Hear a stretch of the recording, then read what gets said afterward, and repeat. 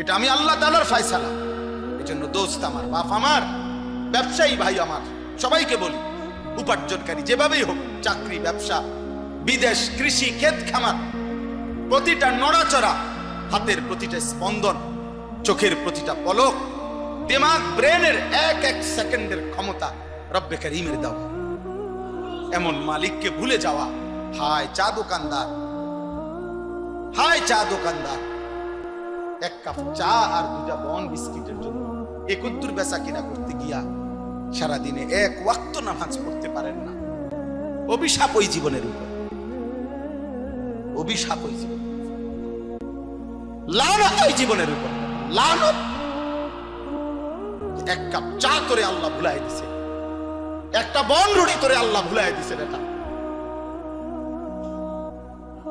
বদনসিব বেটা তো। একটা অটো, সামান্য একটা অটো নাফরমানকে আল্লাহ ভুলাই দিছে। ও এর চাইতে বড় কিছু পাইলে কি করত? একটা সিএনজি নাফরমানকে আল্লাহ ভুলাই দিছে। ও এর চাইতে বড় কিছু পাইলে কি করত? বলে একটা সিএনজি চালায় সামান্য, এই তো এক ওয়াক্ত নামাজের টাইম। একটা অটো চালায় নামাজের টাইম, অল্প দূর মুদি দোকানদারি করে, হেবটার কাস্টমারের চাপ, হেবটা এই দেশের জমিদার, হেবটা নবাব সিরাজউদ্দৌলার নাতি, আল্লাহরে কিছুই মনে করে না। আজান দিছে, কাকা ভাই যাবেন না? আরে রাখ, সর বেটা। হ্যাঁ, মালিককে কিছুই মনে হয় না, কিছুই মনে হয়। আয়াহসাবু আল্লান ইয়াকদির আলাইহি আহাদ ইয়াকুলু আহলাকতু মালাল লুবাদা। রব্বুল আলামিন বলে, আমার বান্দা কি ভেবেছো তোমার উপরে কারো কোনো ক্ষমতা নাই? কি ভেবেছো? ইয়াকুলু আহলাকতু মালাল লুবাদা। আল্লাহ বলে, আমার নাফরমান বান্দা বলে, আমি দুনিয়া বেঁচে থাকার জন্য অনেক টাকা খরচ করেছি, অসুবিধা হবে না। নাফরমান বলে, হুজুর 3 লক্ষ টাকা দিয়ে গেট বানাইছি, মজবুত গেট, কলাপসিবল গেট, SS5 এর গেট, চারিদিকে বাউন্ডারি ওয়াল, এক একটা দরজা সেগুন কাঠের, 1 লাখ টাকা, সিসি ক্যামেরা লাগানো আছে পুরা বাড়ির চারদিকে। আজরাইল আসবে কেমনে? আজরাইলের আব্বাও তো আসতে পারবে না, সিসি ক্যামেরা আছে না। কলাপসিবল গেট আছে, সেগুন কাঠের দরজা আছে, কলিং বেল আছে। ইয়াকুলু আহলাকতু মালাল লুবাদা। আল্লাহ বলেন, আমার নাফরমান বান্দা বলে, আমি অনেক টাকা খরচ করেছি দুনিয়ায় টিকে থাকার জন্য। আয়াহসাবু আল্লাম ইয়ারাহু আহাদ। আল্লাহ বলে, হায় নাফরমান বান্দা, তুমি কি ভেবেছো তোমাকে কেউ দেখে না? এই কি ভেবেছো বান্দা? কেউ বুঝি দেখে না? বলেন, দেখে না? কে? কেউ বুঝি ক্ষমতা রাখে না? তিনি কে? আলাম ইয়ালাম বিআন্নাল্লাহা ইয়ারা। আল্লাহ বলে, বান্দা তুমি কি জানো না আমি রব্বুল আলামিন কিন্তু তোমারে সারাক্ষণ দেখি। আমি তো দেখি বান্দা। আল্লাহ তো ডাক দিয়ে বলে, বান্দা হায় হায় বান্দা, চোখ তো আমি মেলে দিয়েছিলাম, হাত পাও নড়াইবার শক্তি তো আমি দিয়েছিলাম। আলাম নাজাল লাহু আইনাইন। আমি কি 2টা চোখ দেই নাই বান্দা? বলো না। আল্লাহ জানতে চাচ্ছে, উত্তর দেন, বলেন না কেন? আলাম নাজাল লাহু আইনাইন। আমি কি 2টি চক্ষু দেই নাই? ওয়ালিসানান, জিহ্বাটা কি আমি আল্লাহ দেই নাই? ওয়াশাফাতাইন, 2টা ঠোঁট কি আমি আল্লাহ দেই নাই? তাইলে আমার নামটা একবারও শুনলাম না কেন? বান্দা, যেই জবানে আজকের দিনে কত লক্ষ মানুষের সাথে কত রঙের কত কথা বললা, একটা বারো জবান দিয়ে 24 ঘন্টা 12 ঘন্টা 8 ঘন্টা গেল, একবারও আলহামদুলিল্লাহটাও বের হলো না। মাল বেচতেছে, মাল বেচের দোকানে মাল নামে, কাস্টমার আছে, এরপরও জিজ্ঞাসা করবেন কি অবস্থা বেচা কিনার? ডাকাই এই সময়ও কয় কি এর ব্যবসা ওনার? না না, কত না আসেনি আগের এই ব্যবসা। টাকা যে মাল বেচতেছে, তার মাল টাকাতে নামতেছে, কাস্টমারের বেশ মাল দিতে আছে। এই সময়ও কয় আগের ব্যবসা, আগের ব্যবসা নাই, আগের বেচা মানে না ফরমান, মানে অকৃতজ্ঞ। অকৃতজ্ঞ না? কোরআন সুন্নাহর ইলম থেকে উপকৃত হওয়ার জন্য পূর্ণাঙ্গ 5টা জিনিস জরুরি। আমরা কিতাবের ভাষায় এটা বলি। আমাদের একজন বিশ্ববিখ্যাত মুহাদ্দিস ইমাম ছিলেন সুফিয়ান ইবনে উয়াইনা রাহমাতুল্লাহ আলাইহি। তিনি বলছেন, যদি কোরআন সুন্নাহর ইলম থেকে কেউ উপকৃত হইতে হয়, পূর্ণ ফায়দা পাইতে হয়, তাহলে 5টা জিনিস জরুরি। 1 নম্বর হলো আল ইস্তিমা। 1 নম্বরই হলো মনোযোগ দিয়ে শোনা। কোরআনুল কারীমের মধ্যে বারবার এই কথাটা আছে। আল্লাহ তাআলা বারবার বলছেন, আমার কথা মনোযোগ দিয়ে শোনো। নবীদেরকে পর্যন্ত আল্লাহ বলছেন। মুসা আলাইহিস সালামকে আল্লাহ তাআলা তুর পাহাড়ে বলছেন, আনাখতারতুকা ফাসতামি' লিমা ইউহা। মুসা, আমি আল্লাহ তোমাকে কথা বলার জন্য নির্বাচিত করেছি, তুমি মনোযোগ দিয়ে আমার ওয়াহী, আমার কথা শোনো। আমি বাছাই করেছি। মনে করেন একটা ইউনিয়নের মধ্যে আমরা এখানে যে কয়েকজন লোক করছি, এই ইউনিয়নের মধ্যে তো মোটেই কয়জনই লোক, তাইলে আল্লাহ তাআলা পছন্দ করে আল্লাহর কথা শুনবার জন্য তৌফিক দিয়েছে। আর এই জন্য আল্লাহর আদেশ, চুপ করে মনোযোগ দিয়ে শোনো। কোরআনুল কারীমের মধ্যে আছে, ওয়া ইযা কুরিআল কুরআন ফাসতামিউ লাহু ওয়া আনসিতু লাআল্লাকুম তুরহামুন। আল্লাহ তাআলা বলে, বান্দা যখন কোরআন পড়া হয় তখন তোমরা মনোযোগ দিয়ে শোনো এবং চুপ থাকো, অবশ্যই এতে করে তোমাদের উপরে আল্লাহর রহমত বর্ষিত হবে। তাফসীরের মধ্যে আছে রহমত বর্ষিত হবে মানে কি? মানে হলো আল্লাহ তাআলা ওই যে কথাগুলো মনোযোগ দিয়ে শুনছো, সে কথাগুলোর উপরে আমল করার তৌফিক দিবেন। এটাই রহমত। মানে এই জায়গায় রহমত এটা, যে তুমি যখন আল্লাহর কথা মনোযোগ দিয়ে শুনলা আন্তরিকতা নিয়ে, তো আল্লাহ তাআলা তোমাকে আমলের তৌফিক দিয়ে দিবেন। তাহলে এই জন্য মনোযোগ জরুরি, আন্তরিকতা জরুরি, আল ইস্তিমা। কোরআনুল কারীমের মধ্যে আছে, ফাবাশশির ইবাদ আল্লাযীনা ইস্তামিউনাল কাওলা। হে নবী, যারা ফায়াত্তাবিউনা আহসানা, মনোযোগ দিয়ে কথা শুনে অতঃপর কোরআন সুন্নাহর অনুসরণ করে, আপনি তাদেরকে জান্নাতের সুসংবাদ দিয়ে দেন। কোরআন শরীফের জান্নাতের সুসংবাদ দিয়ে দেন। এই জন্য পরিবর্তনের জন্য, পূর্ণ উপকার পাওয়ার জন্য মনোযোগ জরুরি।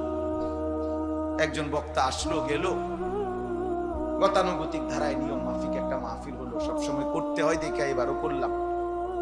এক এক সময় এক এক হুজুরের রং চাইলাম, যখন যারে ভাল লাগলে দাওয়াত দিলাম। কারো সুর ভালো, কারো টান ভালো, কারো চিৎকার ভালো, কারো হুঙ্কার ভালো, এগুলো দেখলাম, আসলাম, গেলাম। না দোস্ত, এটা তো ইনসাফ না, এটা তো ইনসাফ না, এটা তো কোনো যৌক্তিক কথা হতে পারে। প্রতিটা আয়োজনের পিছনেই কষ্ট আছে, কষ্ট আছে। ছোটখাটো যে কোনো আয়োজনই হোক, এটা ব্যবস্থাপনা করতে অনেক কিছু করতে হবে। সেই বক্তা দাওয়াত দেওয়া শুরু করা, মিটিং করা, poster, handbill, mic, pandal, shamiana, অনেক কিছু, খাবার দাবার, মেহমান আপ্যায়ন। আর এখন তো এটা ছোট মজলিস, ইসলামী বড় মাহফিল যখন করে তখন আরো অনেক, শীতের মধ্যেও অনেকের ঘাম ঝরতে থাকে। আয়োজন অনেক সময় মানুষ বলে যে মাহফিলের ব্যস্ততার কারণে দুইটা পাও একত্র করতে পারছি, বলে না এরকম কথা। তার মানে অনেক কষ্ট আছে, অনেক পরিশ্রম করতে হবে। এত পরিশ্রমের বিনিময়ে যদি কারো মধ্যে কোনো অনুভূতি না জাগে, বিবেক না জাগে, ফিকির না আসে, তো কি বলবে, কি শুনলো? এই জন্য এটা জরুরি। আপনারা এদিকে তাকান, ওনারা ওনার কথা বলবেন, তাইলে এটা একটা ভাবার বিষয়। উপকার তো আসতে হবে। সাহাবায়ে কেরাম বর্ণনা করছেন, রাসূলুল্লাহ সাল্লাল্লাহু আলাইহি ওয়াসাল্লামের কথা ওনারা এতটা মনোযোগ দিয়ে শুনতেন, সাহাবী বর্ণনা করছেন যে যেন আমাদের মাথা শরীর থেকে আলাদা করে ফেলছে, অর্থাৎ কোনো নড়াচড়া নাই, মনে যেন মাথাই নাই, নড়াচড়া করবে কি? এই জন্য আল ইস্তেমা, আমি এটা বললাম। মোবাইলটা যদি কেউ হাতে ধরে রাখে, ওয়াজে রেকর্ড করুক, কিন্তু এটা হাতে ধরে করলে কোনোভাবে মনোযোগ বসে না। ওই বেচারার এই সারাক্ষণ মনে হয় যে এটা উড়ে কিনা, একবার আগায়, একবার এটারে পিছায়, একবার এইদিকে নেয়, একবার ওইদিকে নেয়, এটারে বড় করে, ছোট করে, আবার চারিদিকে ঘুরায়, মানে এক ধরনের পাগল আর কি। বাস্তবতা, না না রসিকতা করে বলতেছি না, বাস্তবতা দেখে। তাইলে এখন এত কিছু ঘুরে গেড়াইয়া শেষ পর্যন্ত ঠিক আছে, মোবাইলের মধ্যে ছবি উঠলো, বয়ান উঠলো, দেন হাসরের ময়দানে ফেরেশতার কাছে শুধু মোবাইলটা জমা দিলেই তো হবে। তো কারো মোবাইলের মধ্যে 10,000 ওয়াজ থাকলে কবরের আযাব মাফ তো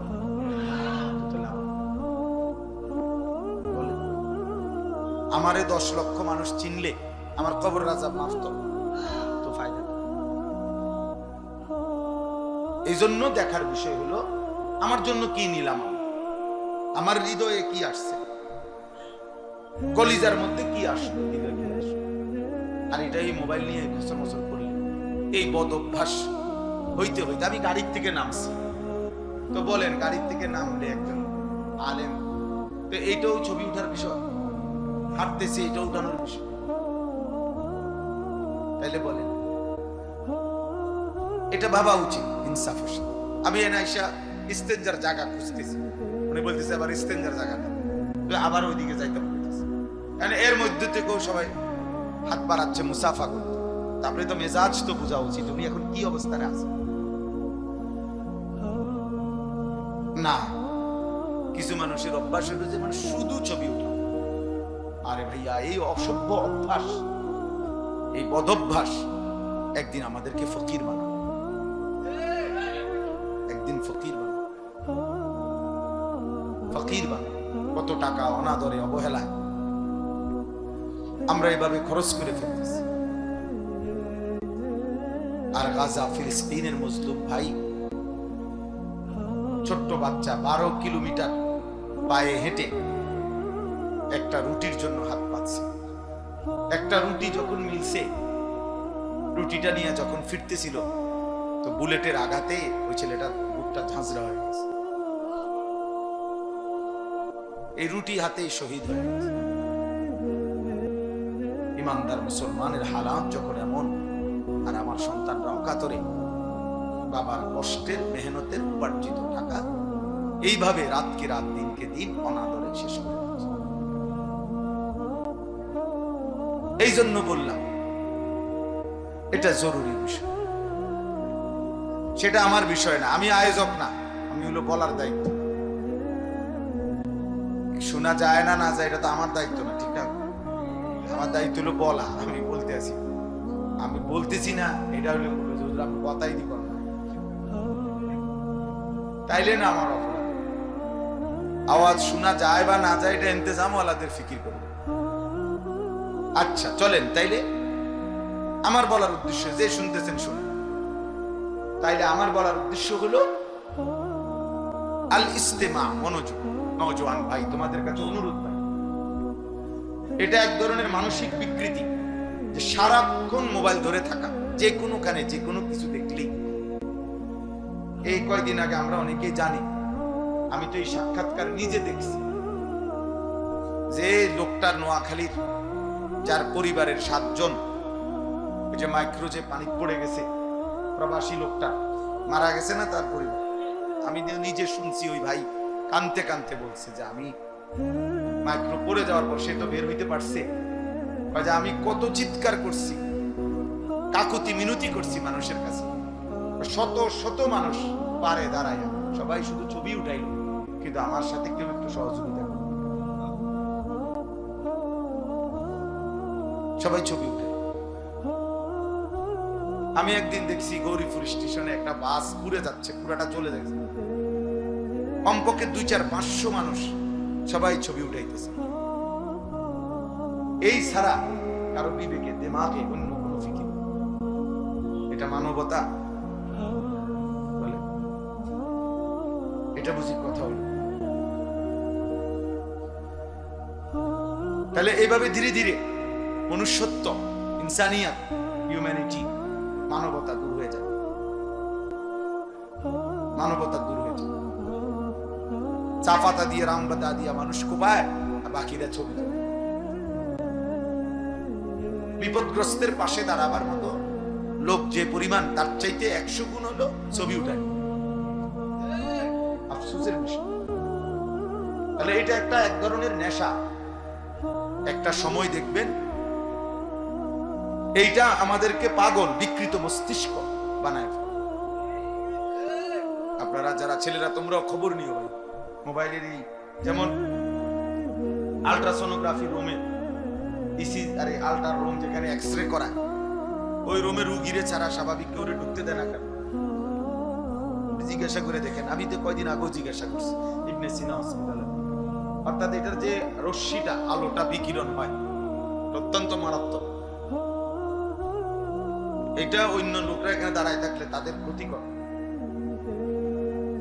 তাহলে সারা দিন রাত 24 ঘন্টা মোবাইলের এই স্ক্রিনের এই আলো সারাক্ষণ যে বিকিরণ হচ্ছে, নিশ্চিত দোস্ত চিকিৎসা বিজ্ঞানের দৃষ্টিতেও এটা ক্ষতি। শরীর স্বাস্থ্য, মেধা, বুদ্ধি বিবেকের জন্য এটা ক্ষতি। অসংখ্য ছেলে বর্তমানে এই মোবাইল প্রতিবন্ধী। মোবাইল প্রতিবন্ধী মানে কি? শুধু মোবাইল ছাড়া অন্যভাবে তাকে যদি এটার থেকে 1 ঘন্টা, 1 মিনিট, 1 ঘন্টা আলাদা করা হয়, তো সে ছটফট করে একরকম মনে হয় যেন সে মারা যাবে। তাহলে এটা মানসিক সমস্যা না? এটা প্রতিবন্ধী না? এক মাদ্রাসার উস্তাদ আমারে বলছেন, মোহতামিম সাহেব, যে হুজুর ছাত্রের কাছে মোবাইল পাইছি, মাদ্রাসার ছাত্র, তারে যখন মোবাইলটা রাইখে দিছে জমা অফিসে, সে বিকাল বেলা মোহতামিম সাহেবের কাছে এসে বলতেছে, হুজুর আমি দরকার হলে মাদ্রাসায় আর পড়বো না, আমার মোবাইলটা দিয়ে দিতে হবে। হাসির বিষয় না, আরে দোস্ত এটা মজাকের বিষয়, এটা তো আমাদের দেশের গল্প না, এটা ভাবার বিষয়। গত 4-5 দিন আগে আমার একজন মুহতামিম আলেম, কসম আল্লাহ উনি বলছেন, 7 বছরের বাচ্চা ছেলে, মাদ্রাসার ছাত্র না, বাড়ির থেকে 1 সপ্তাহ বাড়ির থেকে আসছে তার বাবার সাথে।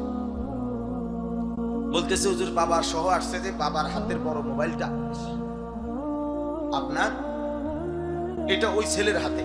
মাদ্রাসাও যখন আসছে পড়ছে, তখনও ছেলের হাতেই মোবাইল। আর ওই বাবা মাদ্রাসার দফতরে গিয়া, অফিসে গিয়া, মাদ্রাসা বাচ্চার পড়ালেখার বা বেতন আদি সহ কোনো কথাবার্তা বলতেছে।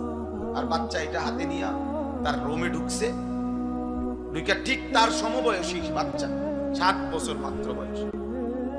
কসম আল্লাহ, ওই হুজুর বলতেছে, আরেক ছেলে গিয়া হুজুরে জানাইছে, যে হুজুর দেখা জানাইছে, এই ছেলে ওই ছেলের উলঙ্গ ছবি, নেকেট ছবি কোথায় দেখায় মোবাইলে, তার বাবার মোবাইল থেকে খুলে দেখায়, একেবারে বিবস্ত্র ছবি।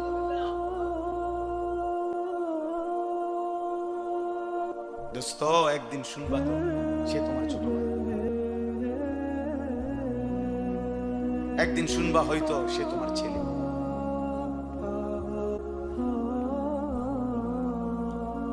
তখন বুঝবা অসভ্যতা আর মুসিবত কাকে।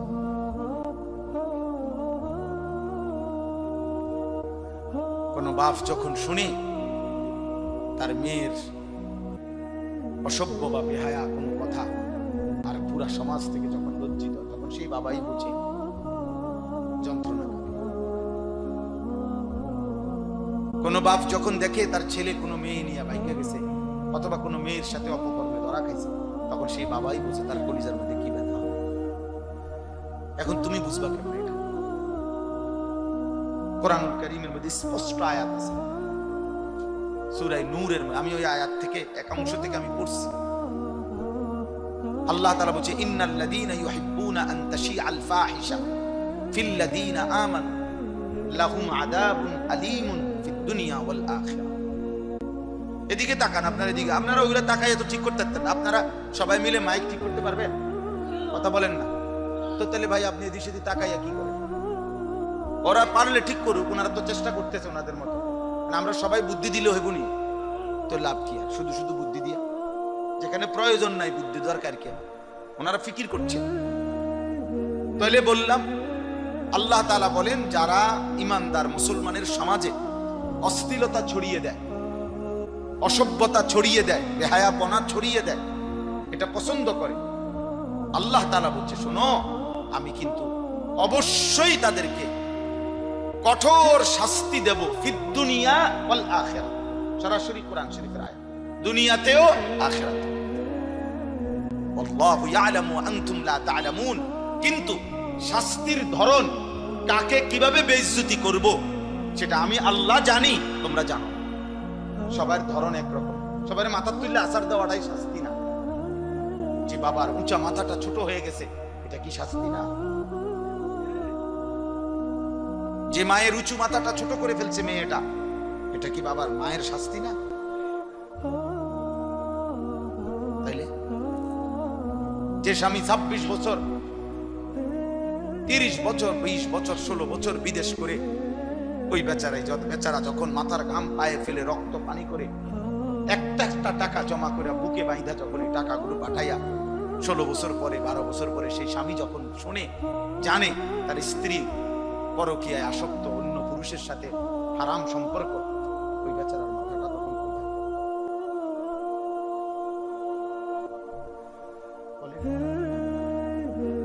তার 12 বছরের রক্ত পানি করা যান, তার কলিজা ছিঁড়া, কষ্টের টাকাটা। আমি তো কত প্রবাসী দেখছি প্রতি বছর হজ উমরায়,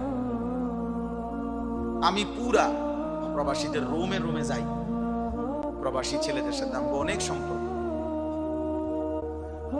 কি পরিমাণ কষ্ট করে রে ভাই, 14 ঘন্টা 12 ঘন্টা ডিউটি করে, 16 ঘন্টা ডিউটি করে। কথা কেউ কেউ আছে 12 ঘন্টা ডিউটি করে আর তো 12 ঘন্টা, ওই 12 ঘন্টার থেকে 6 ঘন্টা আবার আরেক কোম্পানি, ছোটখাটো আরেকটা কোম্পানি ডিউটি করে, কইরা 18 ঘন্টা। কয়টা টাকার জন্য? ওভার টাইম করে। এরপরে আর থাকে মাত্র 6 ঘন্টা। তো বেচারা খাবে কখন? একটু বিশ্রাম করবে কখন? কাপড় চোপড় ধুইতে হলে তো সেই ধুইতে হবে, রান্না করতে হয় তো সেই নিজেই রান্না করতে হবে, এক গ্লাস পানি ডালতে হলে তো সেই, তার তো বিবি নাই, ছেলে নাই, মেয়ে নাই, স্বজন বলতে কেউ নাই, লগের রোমওয়ালা বেচারারও তো টাইম নাই, হে তোমারে বুঝি কাপড় দিয়ে দিব, সেও তো ডিউটি করে, সেও তো কর্ম করতেই আইছে এখানে। কথা বলছে রুমমেট। এই মানুষটা এত কষ্টের পরে, আমার একবার গত বছর মনে হয় না, জানে তার আগের বছর, এক প্রবাসী বলছিল, হুজুর আমি 3 বার বাড়িতে ফোন দিছি, আমার বিবি একবারও ধরে না। 3 বার, এরপরে ছেলের মোবাইলে ফোন দিছি, 3 বারেই ছেলে বলতেছে আব্বু আমি গেমস খেলতেছি, তোমাকে অবসর হয়ে ফোন দেবো পরে। কসম, 3 বার ছেলে আমারে বলতেছে।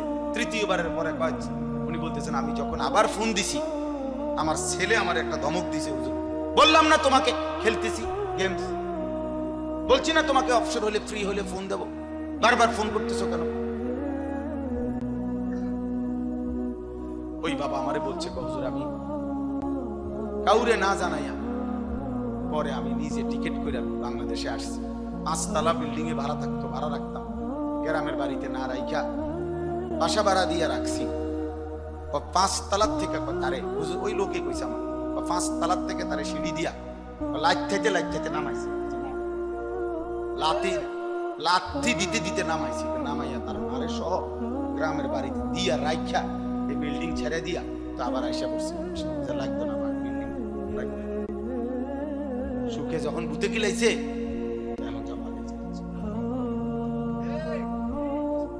নামনে ঠিকের লেগে আমি বই না, আমি কোন নামনে জিগাইছি না, আমার ঠিকের দরকার নেই। কথা বুঝেন নাই? আমি আপনার ঠিক ঠিক লাগবে না, আমার কথা হইল বাস্তবতা, আমি বাস্তবতা তুলে ধরলাম। এই জন্য দোস্ত ছেলেরা বলি বাবা, মোবাইলের এই সীমাহীন আসক্তি প্রতিবন্ধী বানান, বুদ্ধি প্রতিবন্ধী। মেধা প্রতিবন্ধী, অর্থাৎ যার ব্রেনে ভিন্ন কিছু কাজ করে না। আমি অনেক সময় নিজে দেখি কোনো কাজে যদি খুব পেরেশানি থাকে, তো মাদ্রাসার কোনো উস্তাদ যদি কিছু বলে, 3-4 মিনিট বলার পরে আমি আবার বলি, ভাই আবার বলেন প্রথম থেকে কি বলছেন।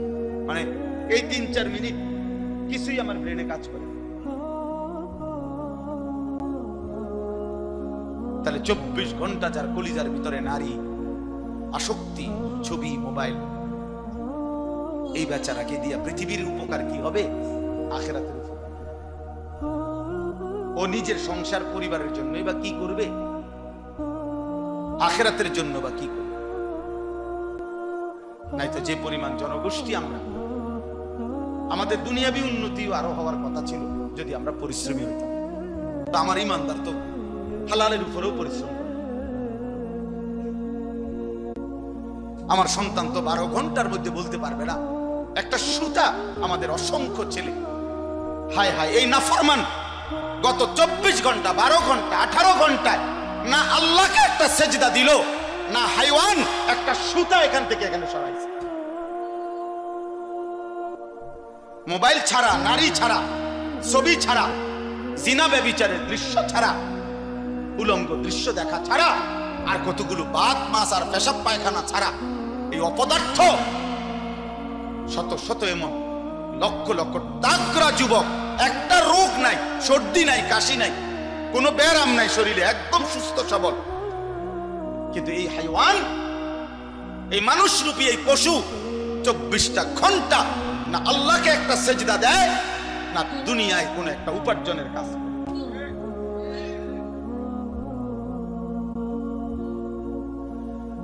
তার বাপের ঘাম দোকানে হয়তো ভাইয়া ভাইয়া পড়তেছে, কতবার তার বাপে হয়তো ছোট্ট গামছা দিয়া মুখ মুছছে, কপাল মুছছে ঘাম, এরপরে এই ঘাম মুচ্ছা কাস্টমারের থেকে টাকা নেয়।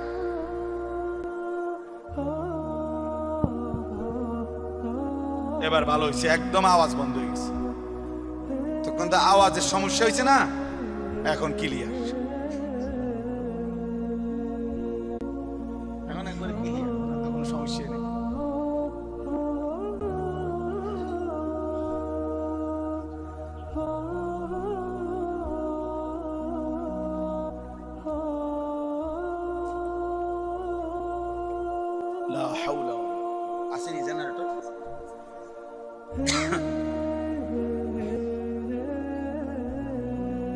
এটা কোনো আমি ভোট প্রার্থীও না, সংখ্যা এখানে কোনো বিষয় না।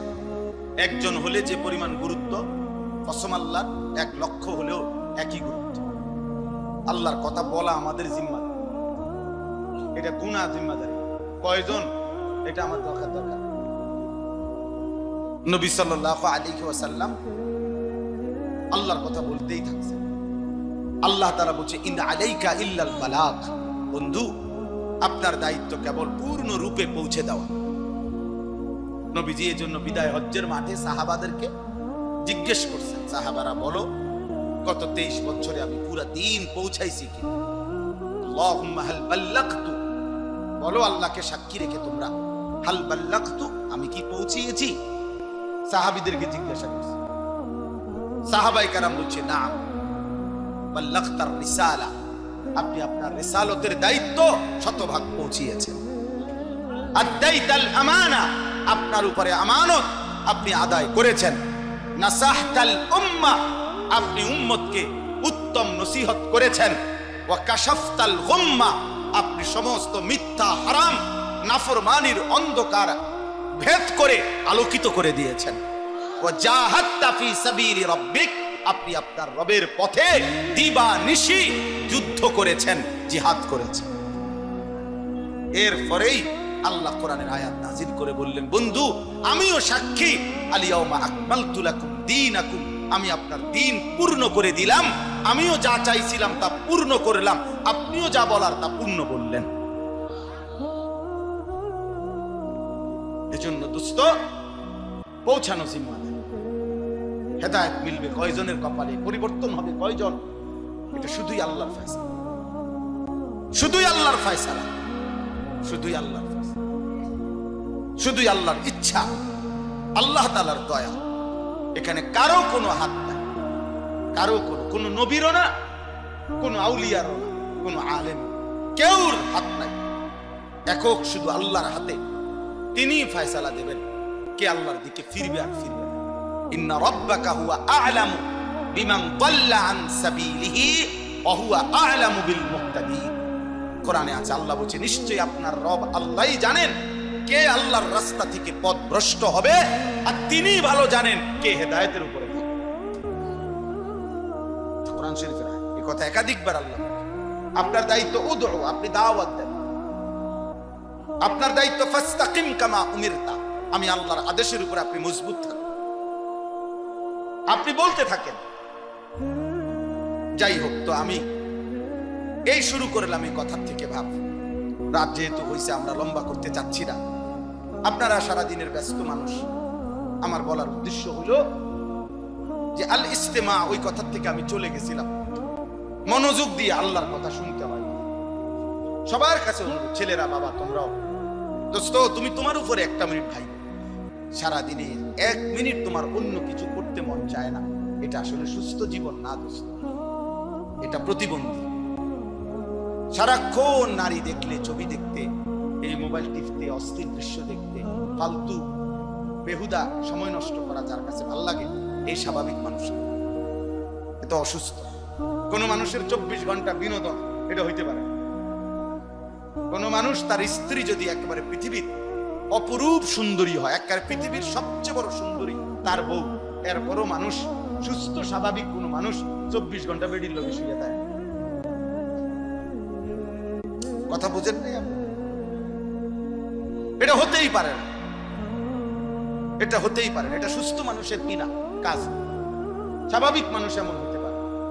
মানুষ কর্মমুখর, মানুষ মেহনতি, মানুষ পরিশ্রমী, মানুষ পরিশ্রম করতে ভালোবাসে। লাকাদ খালাকনাল ইনসানা ফি কাবাদ, আল্লাহ তাআলা বলেন আমি মানুষকে সৃষ্টি করেছি পরিশ্রম নির্ভর, শ্রম নির্ভর। অর্থাৎ মানুষের সত্তার মধ্যে, মেজাজের মধ্যে আমি আল্লাহ তাআলা পরিশ্রম করা, উপার্জনের মানসিকতা, উপার্জন করার আগ্রহ আমি দিয়েছি। আল্লাহ বলেন এটা আমি দিয়েছি। কর্মের নেশা, উপার্জনের নেশা, এটা যদি আল্লাহ না দিত তাহলে এই পৃথিবী চলতো না। নাহনু কাসামনা বাইনাহুম মাঈশাতাহুম ফিল হায়াতিদ দুনিয়া। কোরআনুল কারীমে আল্লাহ বলছেন আমি আল্লাহ এই দুনিয়ার জীবনে মানুষের উপার্জন, আমি আল্লাহ কে কোনটা করবে, কোন দিকে উপার্জন করবে, আমি আল্লাহই সেটা বন্টন করে থাকি। কসম খোদার, এটা কোরআন শরীফের আয়াত। আমি আল্লাহ বন্টন করি, মানে আমার মাথা ধরে না এই লোক এই প্রচন্ড গরমে আগুনের ভিতরে সিমেন্টের ফ্যাক্টরিতে কাম করে কেন, কিন্তু হে বেটা যে 10 বছর কাজ করে। কথার কথায় রডের ফ্যাক্টরিতে এটা আগুনের গোলা, মনে হবে যেন এটা জাহান্নাম, আগুন। আমি চুনের ফ্যাক্টরি দেখছি, চুন বানায় যে পানের লগে যে আপনারা চুন খান, এই চুনের ফ্যাক্টরি দেখছি। এত বড় আস্তা পাথর, এই পাথরগুলোর এই প্রচন্ড আগুনের মধ্যে পোড়াইতে পোড়াইতেই চুন হয়। এই জন্য বাস্তবতা এটাই যে আসলে যে চুন খায় সে মূলত পাথরই খায়, পাথর খায় সে। তাইলে এই জন্য বললাম, আমার কাছে মনে হয়েছে এই গোলাকার এই ঘরটা যেটা মধ্যে এই চুন বানাইতেছে মাটির, এগুলা আগুনের গোলা, জাহান্নামের টুকরা মানে। আমি না হয়তো মনে করেন ওই ওয়াল আরো দূর হইব, এখান থেকে আমার গায়ে গরমের হাত লাগতেছিল। আমি দেখতে গেছিলাম ছাতক, সুনামগঞ্জ, সিলেট। তো আমার এখান থেকে কষ্ট হইতেছিল, আর ওইখানে অথচ ওই লোকরা, কর্মচারীরা এরকম লম্বা লম্বা লোহার শিক দিয়া এগুলারে লাড়তেছে, যে লোহায় আরে পাথর এগুলারে আরামসে স্বাভাবিক কথা কর, আবার লাড়ে এই আগুনের মধ্যে। আল্লাহ তাআলা বলেন আমি বন্টন করি। কর্ম বন্টন করে কে? কুল্লুন মুয়াসসারুন লিমা খুলিকা লাহু। নবীজি বলছেন আল্লাহ তাআলা প্রত্যেককে যে কাজের জন্য সৃষ্টি করেছেন আল্লাহই তার জন্য ওই কাজটা সহজ করে দেন। আল্লাহই সহজ করে, আল্লাহ দয়া করেন, আসলে সে পারে।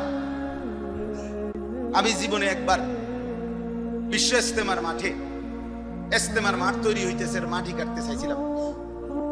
বহু কষ্টে 3টা কূপ দিছি, এরপরে আর ওঠে না, এটা মানে কোপ দিলে মাটি ওঠে না, কোপ দিলে পরে যেন আমার ফিরাইয়া দমক দেয়। কোথায় আমি পারি না এটা, অথচ আরেকজনে কি সুন্দরে কোপাই লাইতেছে। প্রত্যেক কোপে যারা এই মাটি কাটে এত সুন্দর একটা চাকা এবং অ্যাঙ্গেলে এগুলো ওঠে না, এক এক কোপে এক চাকা কি সুন্দর ওঠে, ওইটা পারবে আল্লাহ সহজ করে দিয়েছে, আল্লাহ সহজ করে দিয়েছে। এই জন্য দোস্ত আমার, আমি শুরুতে এটা বললাম, আপনারা বাজার ব্যবসায়ী, ব্যবসায়ীদের উদ্যোগ, এজন্য বলছি আল্লাহ তাআলা আমাদেরকে এই কর্মের স্পৃহা, উপার্জনের মানসিকতা আল্লাহ দিয়েছেন, সুস্থতা আল্লাহ দিয়েছেন। আল্লাহ বন্টন করে, আল্লাহ বন্টন করে। বন্টন মানে আল্লাহ বলে এই যে পঙ্গু, প্যারালাইজড, অচল, যে মানুষটা অন্ধ, বোবা, বধির, যে মানুষটার হাত পাও নাই, যে মানুষটা বিকলাঙ্গ, ওরে যে আমি বসায় রাখছি, তোমারে যে আমি কর্ম করার শক্তি দিছি, খোদার কসম আল্লাহ বলে এটা আমি আল্লাহ, আমার বন্টন, এটা আমার বন্টন। ওর সৃষ্টি করতাম আমি, তোমার সৃষ্টি করতাম আমি। ও অপরাধ করছে দেখে তারে অন্ধ বানায় ফেলছি, বিষয়টা এমন না। আর তুমি জুনায়েদ বাগদাদি হইয়া গেছো নেককার, এই জন্য তোমারে কামাই রোজগারি করতে দিছি আমি, এটা আমার বন্টন, এটা আমি আল্লাহ তাআলার ফয়সালা। এই জন্য দোস্ত আমার, বাপ আমার, ব্যবসায়ী ভাই আমার, সবাইকে বলি, উপার্জনকারী যেভাবেই হোক, চাকরি, ব্যবসা, বিদেশ, কৃষি, ক্ষেত খামার, প্রতিটা নড়াচড়া, হাতের প্রতিটা স্পন্দন, চোখের প্রতিটা পলক, দিমাগ, ব্রেনের এক এক সেকেন্ডের ক্ষমতা রব্বে কারীমের দেওয়া। এমন মালিককে ভুলে যাওয়া, হায় চা দোকানদার, হায় চা দোকানদার, এক কাপ চা আর দুটা বন বিস্কিটের জন্য একত্তর বেচা কিনা করতে গিয়া সারাদিনে এক ওয়াক্ত নামাজ পড়তে পারেন না। অভিশাপ ওই জীবনের উপর, অভিশাপ ওই জীবন, লানত ওই জীবনের উপর, লানত। এক কাপ চা তোরে আল্লাহ ভুলাই দিছে, একটা বন রুটি তোরে আল্লাহ ভুলাই দিছে, বেটা বদনসিব বেটা। তো একটা অটো, সামান্য একটা অটো নাফরমানকে আল্লাহ ভুলাই দিছে। ও এর চাইতে বড় কিছু পাইলে কি করত? একটা সিএনজি নাফরমানকে আল্লাহ ভুলাই দিছে। ও এর চাইতে বড় কিছু পাইলে কি করত? বলে একটা সিএনজি চালায় সামান্য, এই তো এক ওয়াক্ত নামাজের টাইম। একটা অটো চালায় নামাজের টাইম, অল্প দূর মুদি দোকানদারি করে, হেবটার কাস্টমারের চাপ, হেবটা এই দেশের জমিদার, হেবটা নবাব সিরাজউদ্দৌলার নাতি, আল্লাহরে কিছুই মনে করে না। আজান দিছে, কাকা ভাই যাবেন না? আরে রাখ, চল বেটা। হ্যাঁ, মালিককে কিছুই মনে হয় না, কিছুই মনে হয়। আয়াহসাবু আল্লান ইয়াকদিরা আলাইহি আহাদ ইয়াকুলু আহলাকতু মালাল লুবাদা। রব্বুল আলামিন বলে, আমার বান্দা কি ভেবেছো তোমার উপরে কারো কোনো ক্ষমতা নাই? কি ভেবেছো? ইয়াকুলু আহলাকতু মালাল লুবাদা। আল্লাহ বলে, আমার নাফরমান বান্দা বলে, আমি দুনিয়া বেঁচে থাকার জন্য অনেক টাকা খরচ করেছি, অসুবিধা হবে না। নাফরমান বলে, হুজুর 3 লক্ষ টাকা দিয়ে গেট বানাইছি, মজবুত গেট, কলাপসিবল গেট, SS5 এর গেট, চারিদিকে বাউন্ডারি ওয়াল, এক একটা দরজা সেগুন কাঠের, 1 লাখ টাকা, সিসি ক্যামেরা লাগানো আছে পুরা বাড়ির চারদিকে। আজরাইল আসবে কেমনে?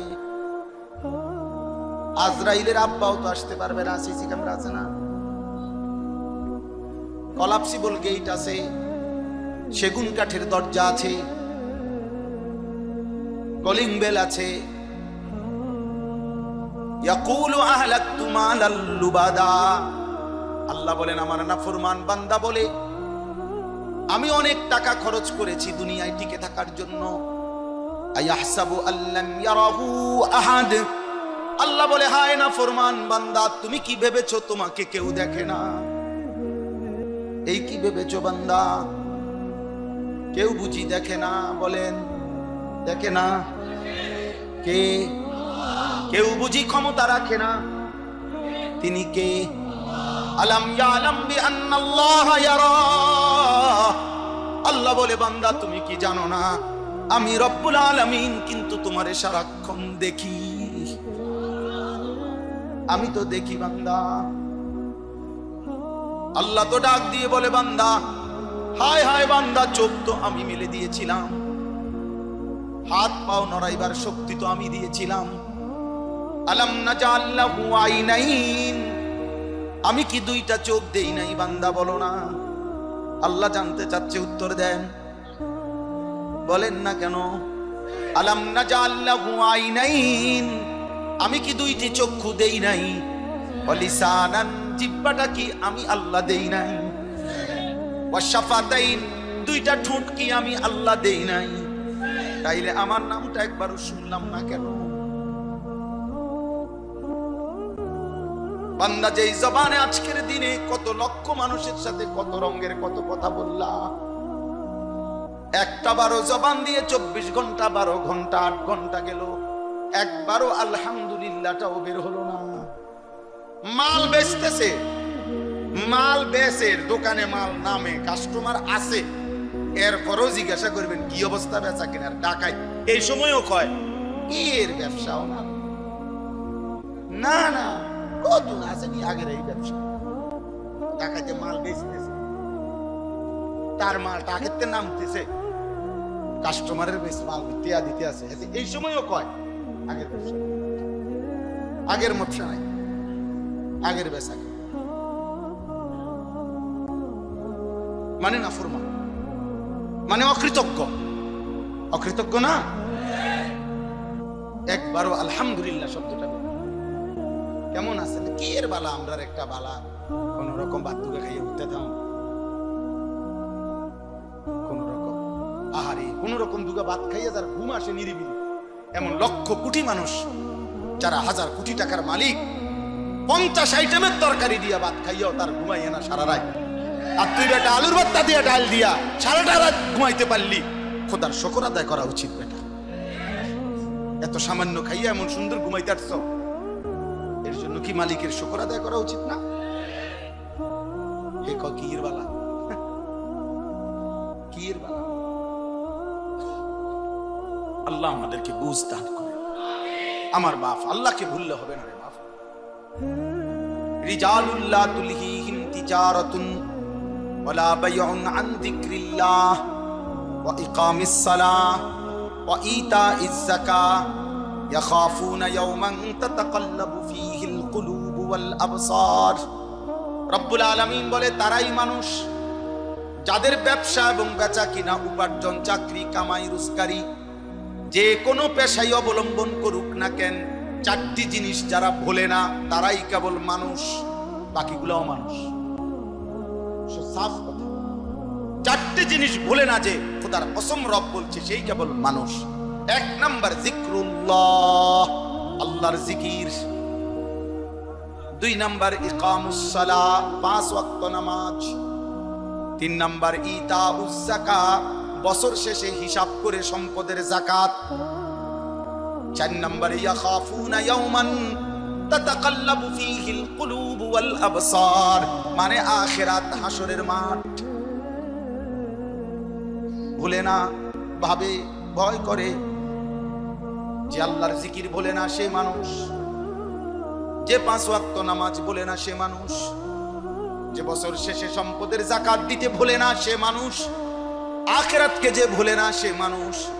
আল্লাহ বলেন, এমন 4টা জিনিস ঠিক রেখে আমার বান্দা যাই করবে, বাজার, ব্যবসা, ঘর সংসার, চাকরি, ক্ষেত কামাই, স্ত্রী, স্বামী স্ত্রীর মিলন, রাত্র দিন, যা যখন যা করছে, কিন্তু 4টা জিনিস ঠিক রাখছে, খোদার কসম আল্লাহ বলে, আমি আল্লাহ তার 24 ঘন্টা যা করে সব কিছুতেই নেকি দিতে থাকবো। লিয়াজজিয়াহুমুল্লাহু আহসানা মা আমিলু, এমন বান্দা যাই করবে সব কিছুর বিনিময় মিলবে। হাসলো নেকি, কাশলো নেকি, ও বেচলো নেকি দেবো, সেজদা দিলো নেকি দেবো, ও ঘুম গেল নেকি, স্বামী স্ত্রীর মিলন হলো নেকি। কারণ ও তো নামাজ বলে না, ও তো জিকির বলে না, ও তো যাকাত দিতে বলে না, ও তো হালাল হারাম বলে না, ও তো আখিরাত বলে না, ও ওন বাজারও করে, ব্যবসাও করে, সেজদাও করে, করে আমি দেব না কেন? আল্লাহকে যদি বান্দা বলে মাওলা এই চারটি জিনিস ঠিক রেখে যদি বাজার ব্যবসা লেনদেন করি, আপনি বলছেন সব কিছুর নেকি দেবেন, তো আখিরাতে যা দিবেন দুনিয়া কিছু দিবেন কিনা? আল্লাহ বলেন ওয়াল্লাহু ইয়ারযুকু মান ইয়াশাউ বিগাইরি হিসাব। এমন বান্দাকে আমি চাইলে হিসাব ছাড়াও দুনিয়াতে উত্তম রিজিক দিয়ে দেব, দুনিয়াও দিয়ে দেব। হাজত পূরণ হইলেই তো হয়েছে, প্রয়োজন পূরণ হইলেই তো হয়েছে। কারো 300 টাকা দিয়েও বাজার মিলে যায়, কারো 30,000 টাকা দিয়ে গেছে, মাসে কিনে লাইছে 28,000 টাকা, আরো খরচ বাকি রয়েছে, আরো 8-9টা টাকা আছে, বুঝেন না? আর ওই বেচারা 300 টাকা দিয়ে কি করে ফেলছে? প্রয়োজন পূরণ হয়ে গেছে। তো প্রয়োজন পূরণ হওয়া, হাজত পূরণ হওয়া, এটা না দরকার। টাকা তো 3 কোটি, ঋণ তো 6 কোটি, গার্মেন্টস তো 60টা, কিন্তু লোন তো 200 কোটি। আমার কথা কয় না? হাজার হাজার বড় লোক, লক্ষ লক্ষ কোটিপতি এই দেশে, এই সমাজে হাসে কিস্তিতে, কাশে কিস্তিতে, হাঁটে কিস্তিতে, তার গাড়ি, তার ঘর, তার আসবাব, তার বাড়ি, তার বিল্ডিং, তার রুম, তার বাথরুম, তার টাইলস, তার হাসি কাশি সব লোনের উপরে, কিস্তির উপরে, কিস্তির উপরে, সব কিছু, সব কিছু, সব কিস্তি, সবে কিস্তি, সব কিস্তির উপরে। হারামখোর, হারামখোর কোনোদিন তৃপ্ত হয় না, নাফরমান কোনোদিন তৃপ্ত হয় না বাপ। এজন্য চলেন রাত গভীরে সিদ্ধান্ত নেন, আল্লাহকে ভোলা যাবে না। যুবক, আল্লাহকে ভোলা যাবে না। নওজোয়ান, আল্লাহকে ভুলো না ভাইয়া, আল্লাহকে ভুলো না। এরে দোস্ত, কেমনে বললে বুঝবা? একটা মানুষ হইলো বুঝেন রে ভাই। আজকে ফিলিস্তিনের গাজার মুসলমানরা, মুজাহিদরা সকলেই শেষবারের মতো, এই গত কয়েকদিন আগে আবারও শেষবারের মতো মুজাহিদিনরাও দোয়া চাইছে পৃথিবীর মুসলমানদের কাছে যে হে মুসলমান, সশরীরে তো আমাদের সাথে যুদ্ধ করতে পারলা না, কমপক্ষে শেষবারের মতো আল্লাহর কাছে একবার দোয়া কইরো, চোখের পানি ফেলো। আমাদের শেষ অবস্থা যাচ্ছে, আর কতক্ষণ আমরা টিকবো আমরা জানি না।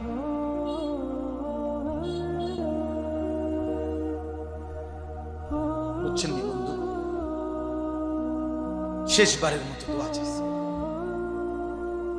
দোস্ত আমার শুধু একটা কথা বাবারা বলেন, ছেলেরা বাপ তোমরাও শোনো ভাই, ইনসাফ থাকলে তুমি বলো যে এই যে ইসরায়েল পৃথিবীর সবচেয়ে বেশি অস্ত্র আমদানি করে এবং তাদের সমস্ত ষড়যন্ত্র আয়োজন, মানে এই গাজা ফিলিস্তিনের মুসলমান যখন নিশ্চিহ্ন হবে, শেষ হয়ে যাবে, তো এরপরে তো তাদের আক্রমণ থেমে যাবে? তো না, না থেমে যাবে।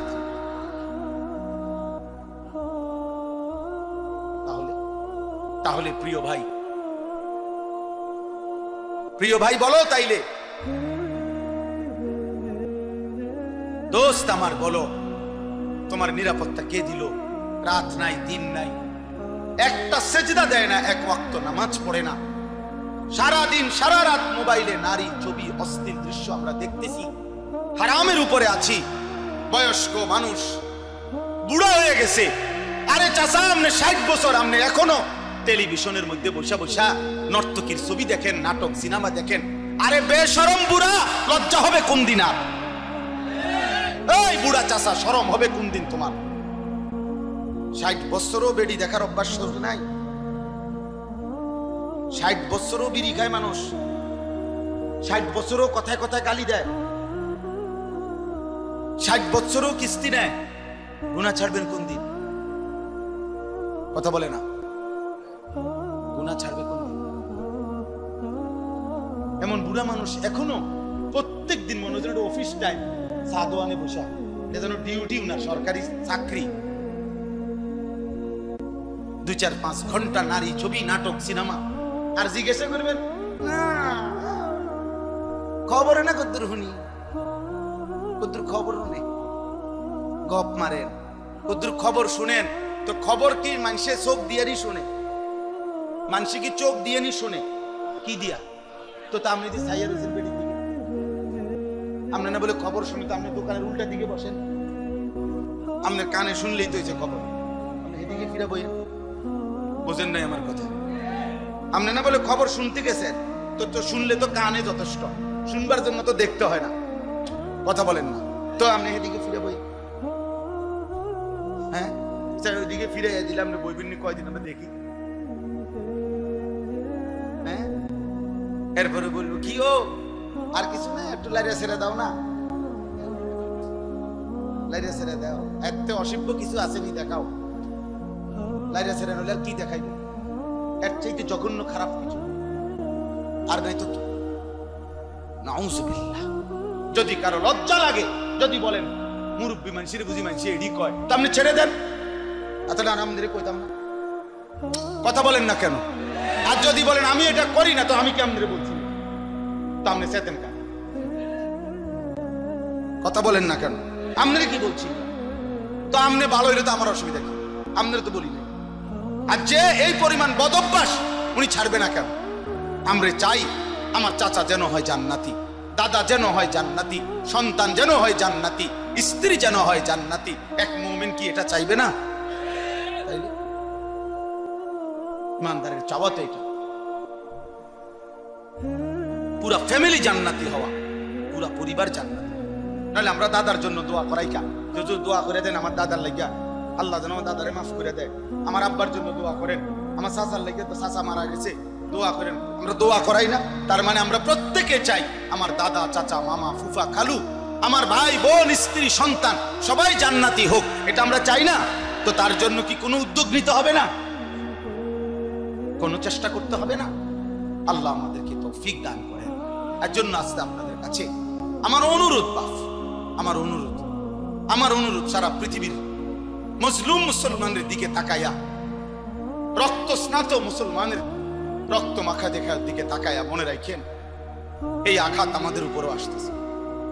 যুবক ছেলেরা, তোমরা যে পরিমাণ আল্লাহর নাফরমানি করছো, ছেলেরা তোমরা যেভাবে সারা রাত নারী ছবি মোবাইল নিয়ে ব্যস্ত হয়ে গেছো বন্ধু, এই চোখের এই পরিমাণ গুনাহ এক অঙ্গে, এই চোখ দিয়ে যদি রাত্র দিন তুমি একটি অঙ্গ শরীরের এত গুনাহ যদি শুধু এক অঙ্গ দিয়ে করো, আহা বন্ধু, বাকি দেহের কি অবস্থা?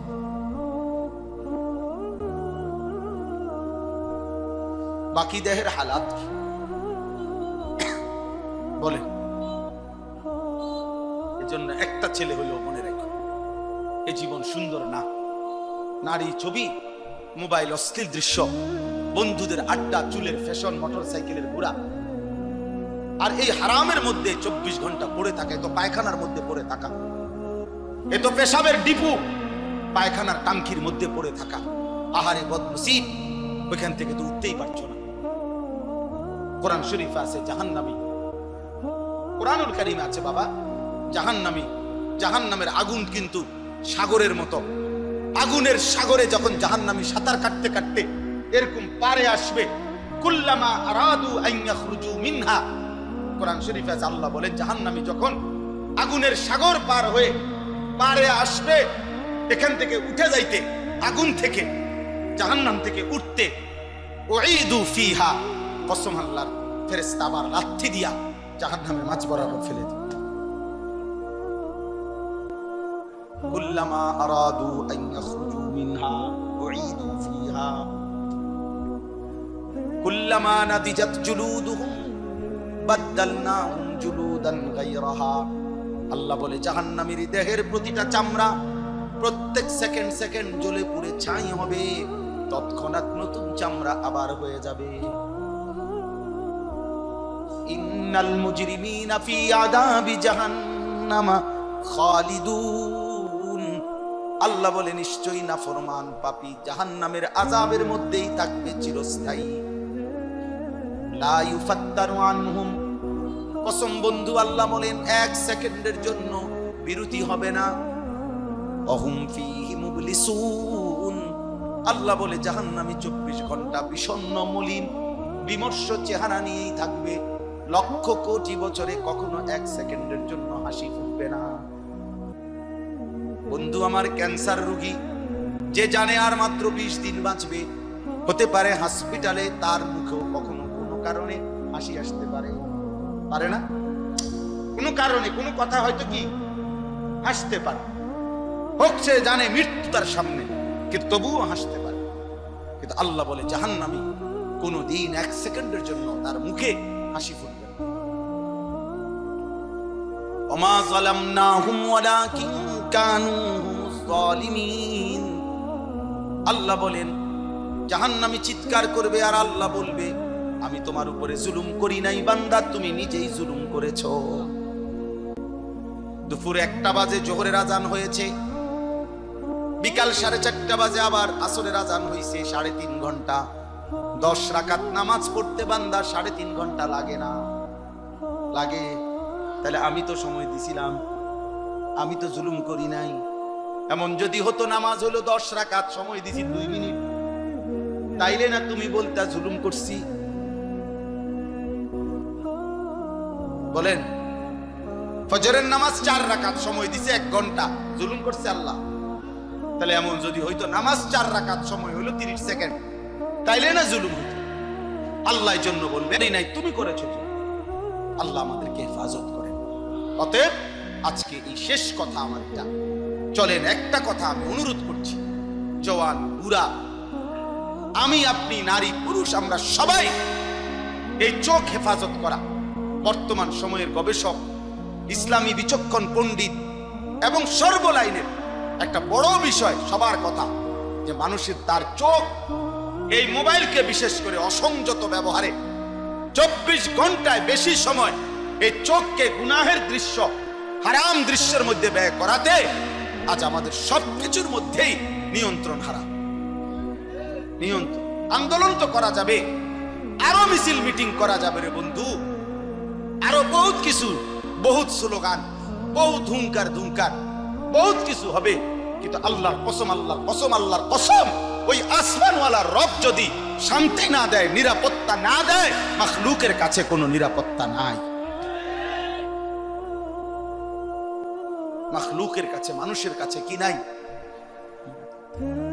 নিরাপত্তা, নিরাপত্তা। আইন যত কঠিন কঠিনই হোক, ফাঁক ফোকর আরো এর ভিতর থাকে। অতএব শান্তি, স্বস্তি, নিরাপত্তা মূলত দেবে কে? আল্লাহ। 5ই আগস্ট পরবর্তী 8 মাসে, গতকালকে পত্রিকা আসছে, বাংলাদেশের শরীয়তপুর জেলায় 8 মাসে 26টা নৃশংস খুন হয়েছে। আইন শৃঙ্খলা রক্ষাকারী বাহিনী, তারা জেনারেল শিক্ষিত লোকরা মিটিং এ বসছে গোল টেবিল, যে কি কারণ এইভাবে, এবং লিখছে এর অধিকাংশই কিশোর, নওজোয়ান, যুবক, এদের দ্বারা খুন। সকলেই লিখছে যে ধর্মীয় শাসন, ধর্মীয় অনুশাসন, এটার প্রতি চূড়ান্ত গাফলতি, অবহেলার কারণে আজকে সমাজের ছেলে পেলেদের, আজকে ঢাকা শহরে 12 বছর 14 বছরের কিশোর ছেলে, কিশোর গ্যাং, ওদেরকে এটা একটা আতঙ্ক যে এই বয়সী ছেলে ওপেন প্রকাশ্য দিবালোকে চাপাতি দিয়া কোবায়, রামদা দিয়া কোপ। 12 বছরের ছেলে এই সাহস আসলো। 7 বছরের ছেলে যদি উলঙ্গ ছবি দেখার প্র্যাকটিস করে, এই সমাজ টিকবে আর কতদিন দোস্ত? বলো না ভাইয়া,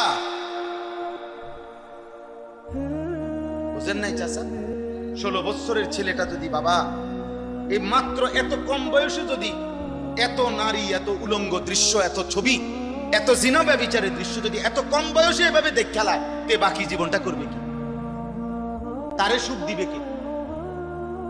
আরব বিশ্বের একজন শেখ আলী তানতাভি, একজন বড় মনীষী আছেন, উনি বলছিলেন, হে যুবক, যদি কারুনের সব সম্পদ তোমাকে দেওয়া হয় এবং পৃথিবীর সবচেয়ে শক্তিমান ব্যক্তির শক্তি যদি তোমার শরীরে দেওয়া হয় এবং 10,000 সুন্দরী রূপসী নারী যদি তোমার সাথে দেওয়া হয় রাত কাটাবার জন্য, উনি বলছে আল্লাহর কসম যুবক, আমি কসম করে বলি, উনি বলছেন তারপরেও কারুনের সব সম্পদ ব্যয় হবে, তোমার শরীরের সব সক্ষমতা শেষ হয়ে যাবে, কিন্তু হারাম এই নারী তোমারে কোনোদিন তৃপ্তি দিতে পারবে না। কিন্তু একজন পবিত্র স্বামী উনি বলছেন একজন পবিত্র স্বামী সে মাত্র তার একজন স্ত্রী নিয়েই তৃপ্তির সাথে 70 বছর পার করে। আল্লাহ যখন তৃপ্তি দেয় এক বিবিতে হয়ে যায়। আল্লাহ যখন তৃপ্তি দেয় না, সারা পৃথিবীর নারী উলঙ্গ করে দেখালেও তুমি তৃপ্ত হবে না। আল্লাহ যখন তৃষ্ণা মিটাইয়া দেয়, এক গ্লাস পানিতেও তৃষ্ণা মিটে যায়। আল্লাহ যখন তৃষ্ণা মিটায় না, এক সাগর মদ পান করেও নেশাখোর তৃপ্ত হয় না। আল্লাহ যখন স্বস্তি দেয়, তৃপ্তি দেয়, 10,000 টাকা বেতনের ইমাম সাহেবের 1 মাস সুন্দরভাবে চলে যায়। আল্লাহ যখন স্বস্তি দেয় না, তখন 1.5 লাখ টাকা ইনকাম করার পরেও কিস্তি চলে 60টা 6টা। আমি জিজ্ঞাসি কিস্তি কয়টা? 60টা। ইনকাম কত? 1.5 লাখ, 90,000, 1,20,000। তাহলে 1,20,000 টাকা ইনকাম হওয়ার কিস্তি যদি হয় মাসে 60টা, তো 10,000 টাকার ইমামের কিস্তি হওয়া দরকার কয়টা মাস? কয়টা হওয়া উচিত? বুঝেন না? কই কিস্তি নাই কেন? তা আল্লাহ চালাইলে পরে কি শয়তানে চালায়? হারামখোরকে তাহলে কে চালায়? আপনি বলেন। ও তার জীবন শয়তানের হাতে তুলে দিচ্ছে। আল্লাহ আমাদেরকে হেফাজত করেন। অতএব দয়া করে আপনারা ভাবতে শিখেন। নিজের জীবন, নিজের চরিত্র, নিজের আখলাক, নিজের স্ত্রী, নিজের সন্তান, নিজের উপার্জন আল্লাহর হুকুমের মধ্যে রাখেন। চোখ হেফাজত করেন। চোখ, প্রিয় যুবক, চোখ হেফাজত করো ভাইয়া। মোবাইলের আসক্তি থেকে বাঁচো ভাইয়া। দোস্ত আমার, বন্ধু আমার, বাস্তব আগামী প্রজন্ম না তো টিকবে না। হয় তুমি মরে যাবা, না আমি মরে যাব, কিন্তু এর পরের জেনারেশন কষ্ট পাবে। আমাদের এই অব্যাহত গুনার কারণে আমাদের পরবর্তী, আমাদের বাপ দাদারা, বাপ চাচার নেক আমলের বরকতে হয়তো আজকে আমরা চলতেছি। আমগো দেশে এটা কথায় কথায় কয়, ময় মুরব্বীর দোয়া আসিল। ঠিক না বলে না? এটা ময় মুরব্বীর দোয়া আসিল, এর লাগে আজকে হয়তো তারা ভালো আছে। তো তুমি যদি ভাইয়া, তোমার বয়স যখন হয়ে যাবে 60 বছর, 50 বছর, আর এই সময়টা যদি এভাবে গুনায় কাটে, তো তোমার পরবর্তী জেনারেশন তোমারে কেমনে স্মরণ করবে? আল্লাহ আমাদেরকে হেফাজত করেন। আমাদের জীবন আল্লাহ তাআলা বলছেন আমাদেরকে কুল্লিল মুমিনিনা, এই আয়াতটাই পড়ছি, আমার কথা শেষ। আল্লাহ তাআলা বলেন, হে নবী, আপনি আমার ইমানদার বান্দাদেরকে বলুন, সমস্ত মুমিন ওরা আমার, ওদেরকে বলুন ইয়াগুদ্দু মিন আবসারিহিম, তারা যেন ভিন নারী থেকে, হারাম ছবি, হারাম দৃশ্য এবং ভিন নারী যাকে দেখার অনুমতি নাই তার থেকে চোখ নামিয়ে রাখে, এবং ওয়াহফাজু ফুরুজাহুম, নিজেদের লজ্জাস্থান যেন হেফাজত করে। যালিকা আজকা লাহুম, আল্লাহ ওয়াদা দিয়েছেন যে আমি ওয়াদা দিলাম, আমার কোন বান্দা যদি ভিন নারী থেকে, হারাম ছবি থেকে, হারাম দৃশ্য থেকে নজর নামিয়ে রাখে এবং লজ্জাস্থানের হেফাজত করে, আমি আল্লাহ তার অন্তর, তার দিল, তার কলিজা 100 পূর্ণ পবিত্র করে দেব। আজকা লাহুম, আজকা, একদম পবিত্র করে দেব, সাফ করে দেব। ইন্নাল্লাহা খাবীরুম বিমা ইয়াসনাউন, এই আয়াতটাই আমি পড়ছি। নিশ্চয়ই আল্লাহ বলে তোমাদের যেই কোন রকমের সূক্ষ্ম থেকে সূক্ষ্ম, গোপন থেকে গোপন কর্মকাণ্ড আল্লাহ খবর রাখে। সেটা মাটির তলে হোক, পাহাড়ে হোক, জঙ্গলে হোক, রাত 2টায় হোক, লাইট নিবাইয়া হোক, দরজা বন্ধ করে হোক, সব কাজ থেকে নীরব নিস্তব্ধ অবস্থায় হোক, তবুও আল্লাহ যেই কোন সূক্ষ্ম থেকে সূক্ষ্ম, গোপন থেকে গোপন সকল কর্মকাণ্ড তিনি খবর রাখেন। কে কে বলেন? অতএব আমার ব্যবসায়ী ভাইদের কাছে বলি, বাপ আমার, এই ব্যবসায়ী চাকরি, এই ব্যবসা উপার্জন যেন নামাজ না ভুলায়, আখিরাত না ভুলায়। আমার কিশোর যুবক সন্তান, তোমাদেরকে বললাম, চরিত্রের হেফাজত করো। বাপ, এক মানুষের জীবনের সবচেয়ে বড় পুঁজি চরিত্র, আখলাক। এটা যখন থাকে না, মানুষের কাছে তার কুকুর বিড়ালের সমান মর্যাদাও থাকে না। অতএব আল্লাহ তাআলা এই মজলিস সকলকে হেফাজত করেন। আমাদের জীবন আমরা রাসূলুল্লাহ সাল্লাল্লাহু আলাইহি সাল্লামের একটা সুন্নাত, একটা তরিকার উপরে চালানো আমাদের দায়িত্ব। আমাদের আল্লাহ বলছে, আমার বন্ধুর মধ্যে আমি সকল বিষয়, একটা নিঃশ্বাস, এক ঢোক পানি, ওযু, ইস্তেঞ্জা, টয়লেট, বাথরুম, খাদ্য, আহার, নিদ্রা, ঘুম, ঘর, সংসার, বাজার, ব্যবসা, সবকিছুতে আমি আল্লাহ আমার বন্ধুর মধ্যে নমুনা দিয়েছি, সুন্নাত দিয়েছি। তুমি একটা একটা করে শেখো, জানো, দেখো, বুঝে নাও। আল্লাহ তাআলা বলেন এই প্রতিটা সুন্নাত অনুসরণ করবা, আমি আল্লাহ তাআলা ভালোবাসবো, জান্নাত দিতে থাকবো। এই জন্য আপনাদের কাছে অনুরোধ, আমরা প্রত্যেকেই রাসূলুল্লাহ সাল্লাল্লাহু আলাইহি সাল্লামের ভালোবাসা সুন্নাত অনুসরণের মাধ্যমে চেষ্টা করব। বলেন ইনশাআল্লাহ, বলেন ইনশাআল্লাহ। আমি আপনাদের শুধুমাত্র শেষ আপনাদের কাছে আরেকটা অনুরোধ করলাম, এই যে একটা কিতাব আমি আমার গাড়িতে বিক্রি করি, তালিমুস সুন্নাহ, আমার একটা সাদা গাড়িতে, অর্থাৎ আমাদের প্রিয় নবী সাল্লাল্লাহু আলাইহি সাল্লামের জীবনে 24 ঘন্টা 23 বছরে একেবারে বিন্দু বিসর্গ যত সুন্নাত নবীর জীবনে, একটা সুই সুতা ছোট্ট থেকে ছোট্ট সকল সুন্নাতের পূর্ণাঙ্গ বিস্তারিত দলিল সহ আলোচনা এই কিতাবে বাংলায় আছে। নবীজির জীবনের উপরে এর চাইতে বড় প্রামাণ্য, এত বড় সমৃদ্ধ কোন সুন্নাতের কিতাব বাংলা ভাষায় নাই। বাংলাদেশের গাজীপুরের একজন বড় বিখ্যাত বুজুর্গ আলেম মনীষী অধ্যক্ষ মিজানুর রহমান চৌধুরী হযরত এই কিতাবটা লিখছেন। খুব সুন্দর, আমি ব্যক্তিগত পছন্দ করি, এই জন্য এটা গাড়িতে বিক্রি করি 400 টাকা মূল্যে। অনেক মোটা, 650 পৃষ্ঠার বই।